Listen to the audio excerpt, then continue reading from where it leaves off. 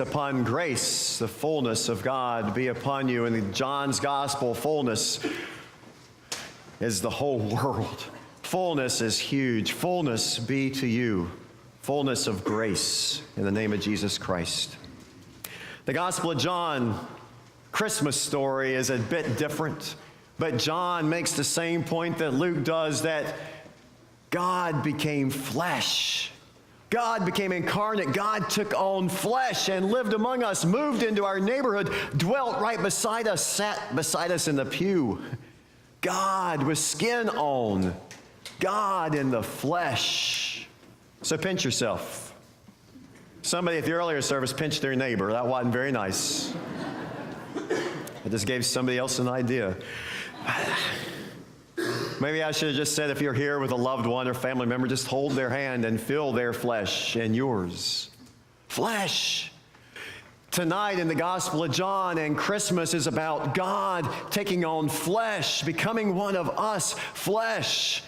And it's a full sensory celebration, a full sensory that involves the smells of Christmas, whether they're your grandma's goodies that she bakes and you love so well, or the smell of the Christmas tree, or the touch of someone else's hand in yours, or a hug, or the taste, or the seeing of Christmas lights amidst darkness all around us. Christmas, the celebration of Jesus' birth, is fleshy. It's all sensories overload. Fullness of grace upon grace. That's the first part that John wants to share with us. Who this Jesus is, flesh, and moved right in beside us, with us, for us, as one of us. The second part that John wants to share is that we can also become children of God. That we also have this second birth. That we also have been made fleshy. And as imperfect as we are still God's creation. Children of God. Children of God. So, children of God sometimes know joys and sometimes know pains, and you may be going through both that at the same time. Or you may be just in one camp or the other this night, a joy or a pain. Joys and pains because of our fleshiness. Joys and pains are there. You may even know the pain of rejection, because the Gospel of John wants us to know full well that the world did not know him, that he came to his own people and he was rejected. And eventually this fleshy God ends up there on the cross, pierced for our transgressions, taking on our human failings and frailties. The perfect one became one of us, imperfect. So a story, it's late night, bedtime story perhaps. Why Christmas Trees Aren't Perfect by Richard Schneider.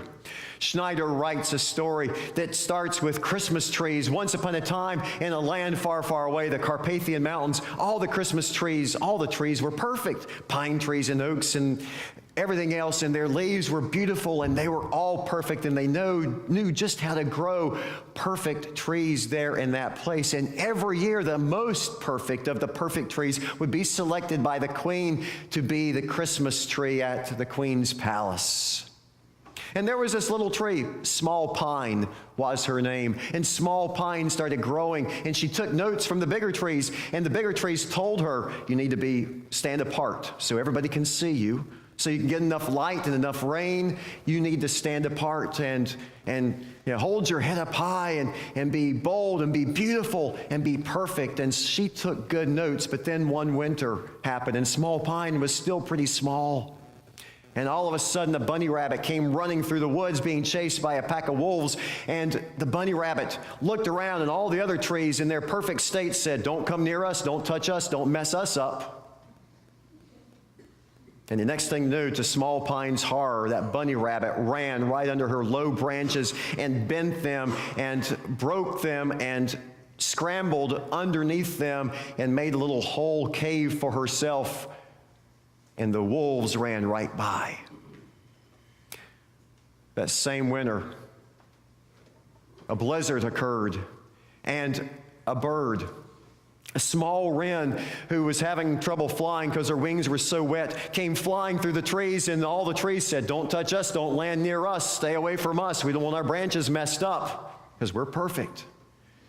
And she saw Small Pine, and she couldn't help, but she basically crash landed in the top of Small Pine, breaking some of the limbs, but Small Pine gave her a place to land and a cushion to land on, and that small bird, that wren, sat there and began to make a nest, and in the comfort of Small Pine found a home, even if it was just for a long winter's night. And then Schneider goes on to talk about how a baby deer, a fawn, came marching through the woods in the midst of the blizzard looking for something to eat, but there was nothing to eat on the ground because it was all covered, and came up to Small Pine, and Small Pine's branches were sticking out, and that fawn started nibbling on the pine needles of Small Pine and nibbled him down to nubs. So much for being perfect. And then the queen and her woodsmen came trampling through the forest, riding their sleigh, looking for that perfect tree. And the queen happened to glance out to her left, and she saw Small Pine, and she said, "Oh, what an ugly tree. How did that tree get in my forest?" If you've ever known rejection, that's what it looked like and felt like for Small Pine. God knew rejection as well. But Schneider doesn't leave us there, and neither does the Gospel of John, for grace upon grace shows up in this book as well.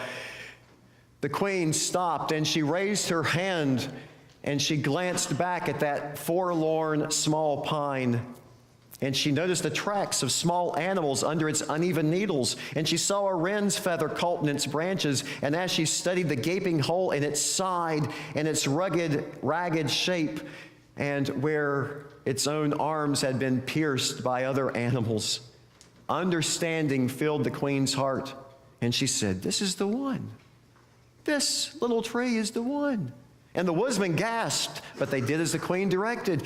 And they took Small Pine with them back to the palace, and they decorated Small Pine with shimmering silver stars and golden angels, which sparkled and flashed in the light of thousands of glowing candles. And on Christmas Day, a huge Yule log blazed in the fireplace at the end of the great hall. And everyone who came to the palace and saw the Christmas tree of Small Pine said, "This is the most beautiful and finest Christmas tree ever." For in looking at Small Pine, at its drooping, nibbled branches, they saw the protecting arm of their father and the comforting lap of their mother, of someone who would feed them, of care for them, to someone who would protect them. And some, like the wise queen, saw the love of Christ expressed on earth. The Word became flesh and lived among us and gave himself for us, protection, comfort, even his body and blood, that we may be fed. The Word became flesh and lived among us. And Schneider concludes, "For, as have many of us, the trees have learned that living for the sake of others makes us most beautiful in the eyes of God." Jesus certainly lived for the sake of others. He became flesh for you and for me. And on Christmas, we were reminded of that, what he's done for us, but we're also then challenged to go and to live for others, to share God's good gifts of love and grace upon grace and light with a world of darkness. Merry Christmas.